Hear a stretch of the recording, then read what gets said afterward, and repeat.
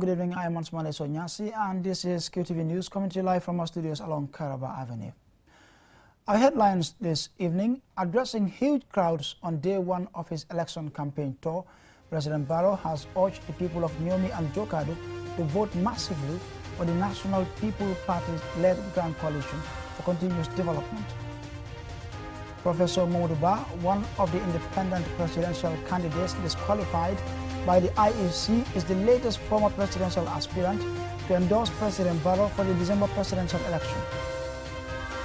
At the COP26 summit in Glasgow, the Vice President, Dr. Aïssatou Touré, has stated that nationally determined contributions and other commitments are not sufficient to reduce global temperature rise by 1.5 degrees.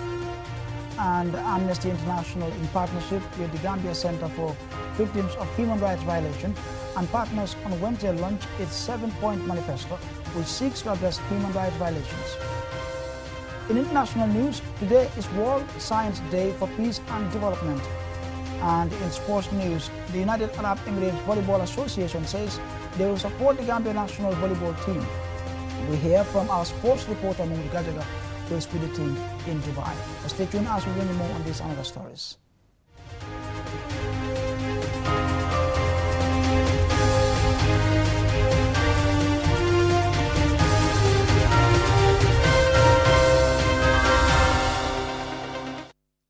Take a look at the news in detail. President Barrow has urged the people of Nyomi and Jokadu to vote massively for the NPP-led Grand Coalition for continuous development, peace and unity. He made the call while addressing huge crowds on day one of his election campaign tour. Aliou Cissé is on the tour and he now reports. Addressing free political rallies in Fas Umar Saho, Ndungu Charen and Kuntaya in Nyomi and Jokadu districts, North Bank region on Tuesday night, President Adama Barrow reaffirmed his commitment to usher in more life-changing developments if re-elected in December, as he urged the people to vote him massively and decisively back into office. The Secretary General and leader of the National People's Party said the development ushered in are just the beginning of many he intends to provide. For President Barrow, the NPP represents peace, stability and development, reminding the people that the upcoming election is very important for the country.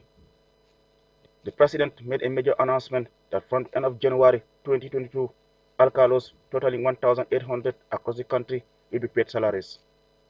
He said this is captured in the 2022 budget approved by the National Assembly. He informed the gatherings that the reasons for conceiving the idea is to support the work of the alcalo who are playing important roles at their village level.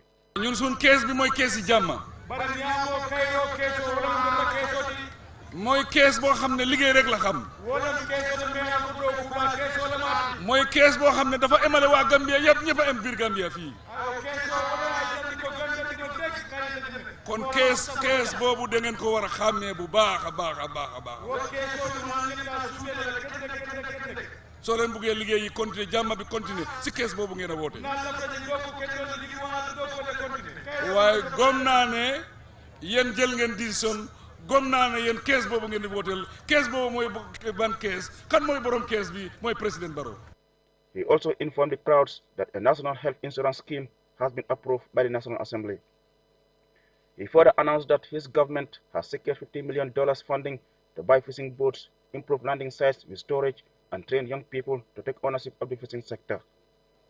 Hamad Nkeba and Fabakary Tombong Jatta, leaders of the NRP party and APRC party respectively, said President Barrow deserves a second mandate to accomplish his development agenda.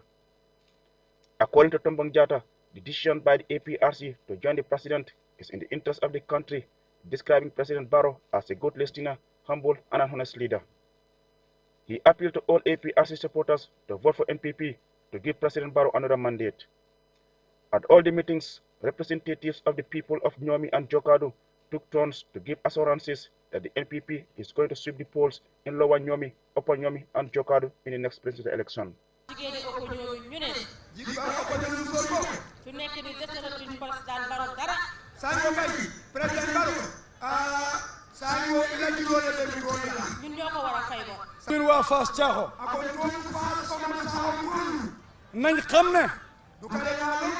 President Adama Barrow ñun dañ koy fay moom moo ñu lebal de maa ngi leen di laaj yéen waa Nungu Caareen ak ñi fi teew ndax kii dinañ ko weccee ak keneen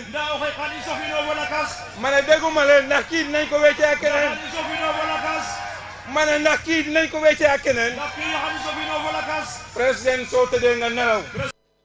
They are impressed with the major infrastructural development projects in the area, such as the ongoing construction of the 80-kilometer Hakalang Road, the construction of which was doubted by many when President Barrow laid the foundation stone.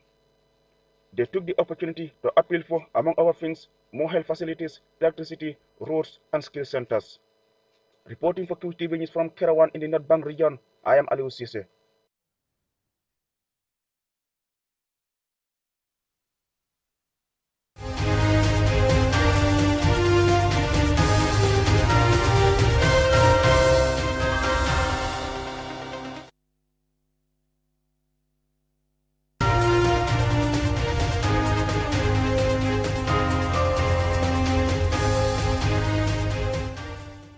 We apologize for that break in transmission.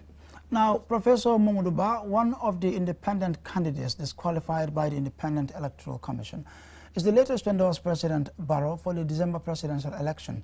Ba met President Barrow on Wednesday in Badibu, Kerewan, where the NPP-led Grand Coalition is on a campaign tour. QTV's Aliou Cissé spoke to both Ba and Sidin Jai, the National People's Party's deputy spokesperson. We've come to endorse the president based on our principle, because you know that I'm a rejected candidate. So we've discussed, I've been in touch with my base, we've discussed, we have agendas. You know, I wrote a book, 433 Attack, and then it is a very good book for the country. It is a very good development project for the country. So we've decided to come to the president and inform him about our agenda. We've brought a 12-point agenda that we've derived from the 433 Attack, which we believe would help a lot in the development of our country. What can you tell us about this 12-point agenda? Yeah, the 12-point agenda, the first agenda is reconciling the people and improving our democracy through a national dialogue committee. That is strengthening of the inter-party committee. That's first, because my job previously as a peace campaigner was to reconcile the people, and we've started the process before. So now we just want to continue it with the president. So the second one is tackling physical and systematic violence in the country through empowering the youths. You know, we know that there are dropouts, school dropouts. We know that there is violence in the country, and it is as a result of a systematic violence, because of the youths are dropped out. They don't have training, they don't have education. So we need to empower them, to inspire them, so that we can change that. The president is very open. He has a very open door policy, and this is why we were able to access him. And some other parties also did not contact me directly as the president did. Your message to Gambians now that you have endorsed the president? Yeah. I wish that we have a peaceful, free, fair elections. This is what I've been working for, and this is why I'm in this president's camp, so that we can maintain peace, and then we have a peaceful election come December 4th. We are very happy from the president to the entire membership, because in elections it's about addition, it's about numbers and not subtractions. Even if you have one vote addition to what you have, you are gaining. So having all these people to come and endorse the president, and we're expecting another party tomorrow here, it's a huge achievement for the president, the National People's Party, and the entire Grand Coalition. So we are set to win a landslide come December 4, 2021. We are all happy. The president have told him and have welcomed him, and that he should be part of it. Those who were with us from the very beginning and those who joined yesterday and today, we're all the same. So we are grateful. And away from politics now to environment issues. Nationally determined contributions and other commitments are not sufficient to reduce global temperature rise by 1.5 degrees. So said the Vice President of the Gambia, Dr. Aissatou Touré, at the COP26 summit in Scotland. Janama Sonko reports from Glasgow. Nationally determined contributions, NDCs, are non-binding national plans, highlighting climate actions including climate-related targets for greenhouse gas emission reductions, policies, and measures governments aim to implement in relation to climate change. The Gambia's Paris Agreement target aims to reduce emissions by 2.7% in 2030. Despite these ambitious nationally determined contributions to combat the current climate crisis as a country, the Gambia continues to face climate-related damages. Two recent windstorms in July and September 2021 caused major destruction. Here's Gambia's Vice President, Dr. Aissatou Toure. In 2014, we asked the following questions. If urgent action is not taken now, when shall we take them? When shall we act to reduce global greenhouse gas emissions? These questions, in my view, still remain unanswered. Nationally determined contributions, NDCs, and other commitments to the Paris Agreement are not sufficient enough to limit global temperature rise to 1.5 degrees centigrade. Certainly, not enough to protect the lives of vulnerable communities in many developing countries around the world. Vice President Toure calls on participants of the COP26 not to leave Glasgow without robust and effective rules set for the Paris Agreement. Part of the site events, Achin Steiner, UNDP administrator, had a bilateral meeting with the Gambian Minister of Environment, Lamin B. Dibba. This is what the UNDP boss thinks about the Gambia's ambitious NDC, which his office funded. I'm very pleased. I just met with the Minister, in fact, Minister of Environment, Minister of Agriculture, and the delegation of the Gambia here at Glasgow at the COP. And I congratulated the Gambia on this NDC. It is an NDC that is both ambitious. It is clear in terms of national priorities. On the one hand, a 1.5 degree scenario is part of what drives it. Not many countries have achieved that yet. Minister Lamin B. Dibba gave us an update on the discussions with the UNDP boss to further support the implementation of the country's NDC. Today we met with him to also brief him on the details of the NDC and the implementation modalities of the NDC. And he has assured us that UNDP will continue to work with the government of the Gambia to ensure that the NDP is implemented.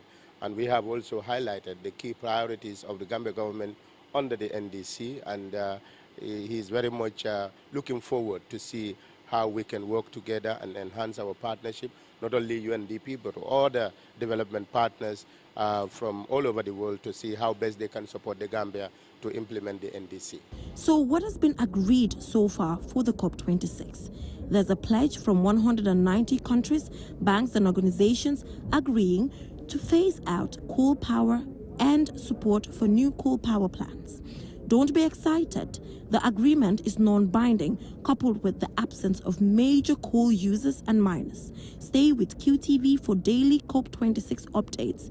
This broadcast is proudly sponsored by SN Brussels and Q Group. Jenna Bosongo reporting for QTV News from Glasgow, UK. And for a report by Jenna Bosongo there, we'll take a short commercial break, but we will be right back.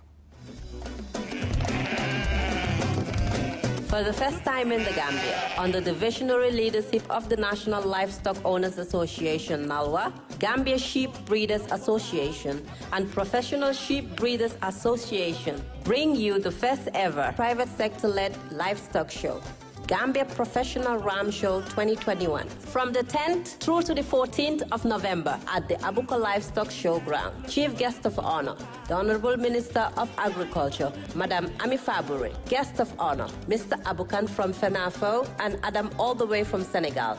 Chief Patron, the Honorable Lord Mayor of KMC, Mr. Talib Ahmed Bensouda. Entrance fee is face mask and sanitized hands. This event is sponsored by Uniglobal Animal Feed and the Small Ruminants Production Enhancement Project.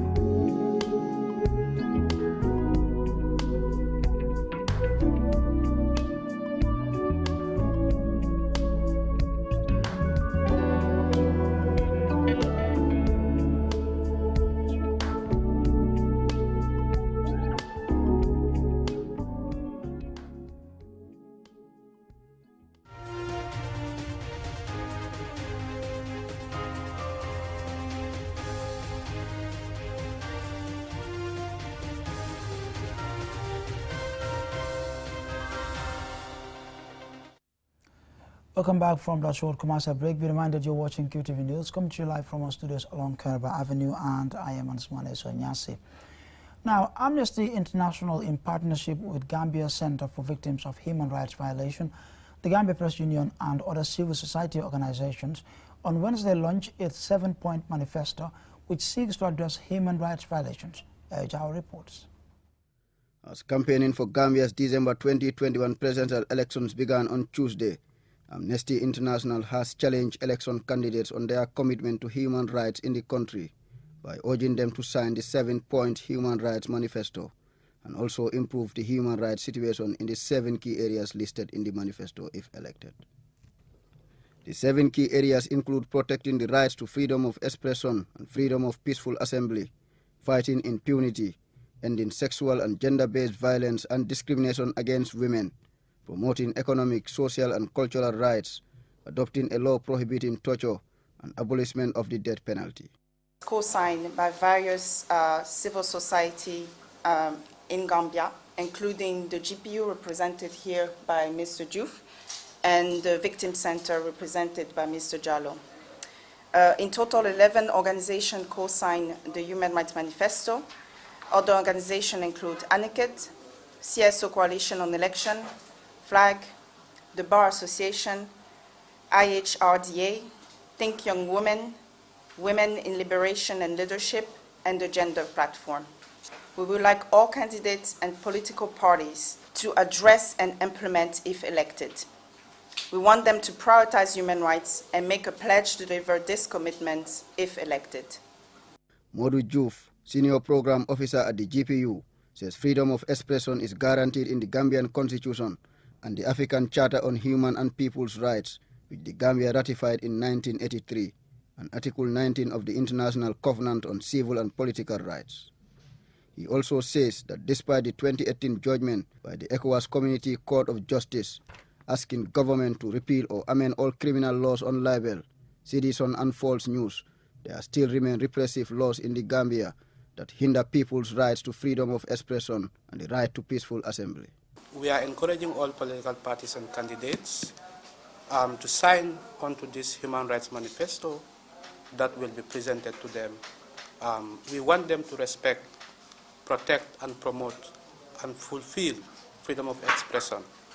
This is because every Gambian or everyone in the Gambia has the right to hold opinions, to seek, receive, and impart information and ideas through any media. Adama Jallo, the national coordinator of the Gambia Center for Victims of Human Rights Violation, also spoke on the matter. We want all political parties to ensure members of Jammeh's regime who are found guilty of grave crimes are immediately removed from the security apparatus. We would urge all the political parties to ensure and respect, to repeal all the provisions of the Constitution preventing the pursuit of justice and effective remedies. And fourth, repeal the Indemnity Act of 2001. According to Michelle Iken, the West Africa researcher for Amnesty International, the 7-point manifesto has already been signed by political parties, representing 3 out of 6 candidates contesting this year's presidential elections, but did not state which political parties have signed or are yet to sign the manifesto, which is a human rights agenda for the Gambia. Reporting for QTV News, I am Yahya Jao. And we'll now take a look at international news in a moment.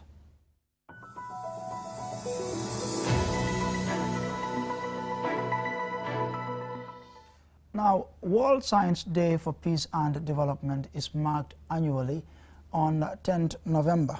The day was proclaimed by UNESCO in 2001 and observed in the following year to help link science and technology to the development of a peaceful society. Mamoun Mboj has more.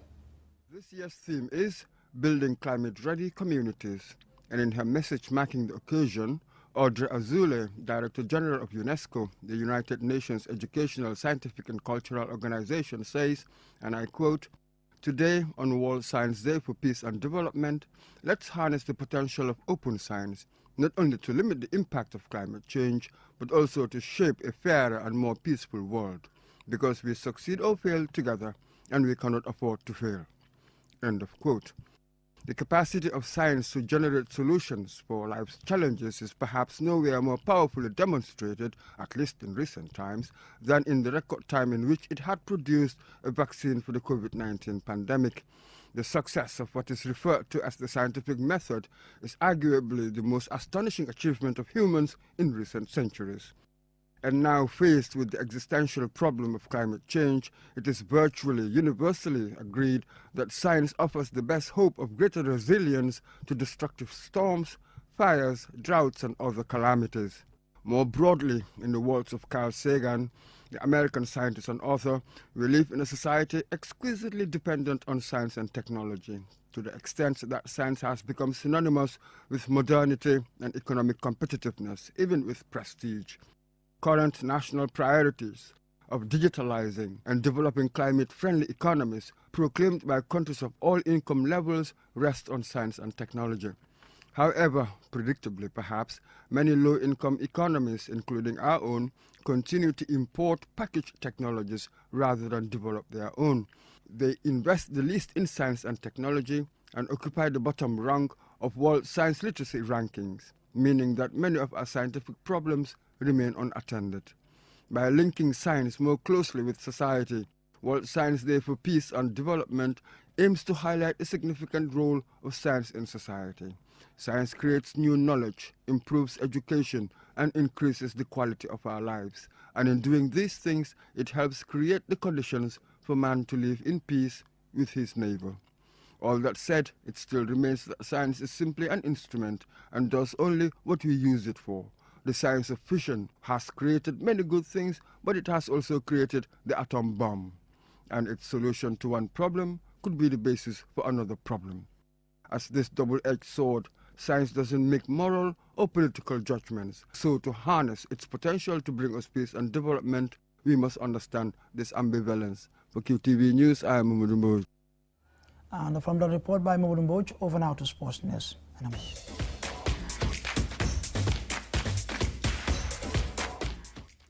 The United Arab Emirates Volleyball Association says they will support the Gambia national volleyball team. This development came during the Gambia women's team's training camp in Dubai. Our sports reporter Mouni Gachaga reports from Dubai. For the second time during their training camp, Gambia's women's volleyball team received a visit by a high-profile official in the UAE sporting circles. On Tuesday, it was the Secretary General of the United Arab Emirates Volleyball Association, Dr. Ahmed Al-Mutawwar, who visited the team at their training ground. We are welcoming the Gambian national team here in the UAE, and hopefully you will get the targets from your visit. Strengthening cooperation between sports bodies and officials. The United Arab Emirates Volleyball Association under the Ministry of Sports say they are pleased to host the Gambia women's volleyball team. Dr. Ahmed Al-Mutawwar told QTV they will support the Gambian team.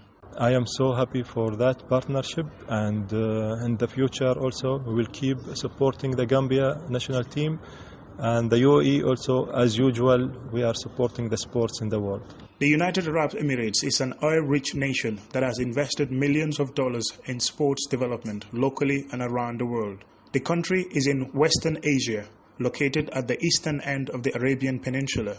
It borders Oman and Saudi Arabia and has maritime borders in the Persian Gulf with Qatar and Iran. If the support for Gambia's volleyball is fulfilled, it would be a welcome boost and will help the sport survive and thrive. Indeed, some welcoming news there for Gambia's volleyball, and I'm afraid that is all about it. But before we take a leave of you, here's a recap for main headlines. Addressing huge crowds on day one of his election campaign tour, President Barrow has urged the people of Nyomi and Jokadu to vote massively for the NPP-led Grand Coalition for Continuous Development. Professor Mamadou Ba, one of the independent presidential candidates disqualified by the IEC, is the latest former presidential aspirant to endorse President Barrow for the December presidential election.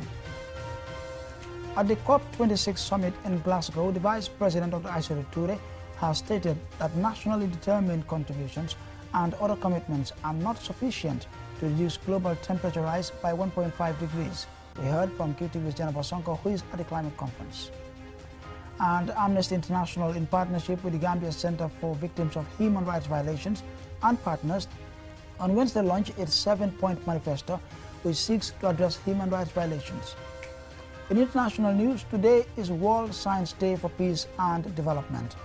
And in sports news, the United Arab Emirates Volleyball Association says they will support the Gambia national volleyball team. We heard from our reporter Mahmoud Gajaga, who is with the team in Dubai. Well, that is all we have for you in this bulletin. On behalf of the entire production team, thanks for watching. Do join us at 10 p.m. for another bulletin. Until then, bye-bye.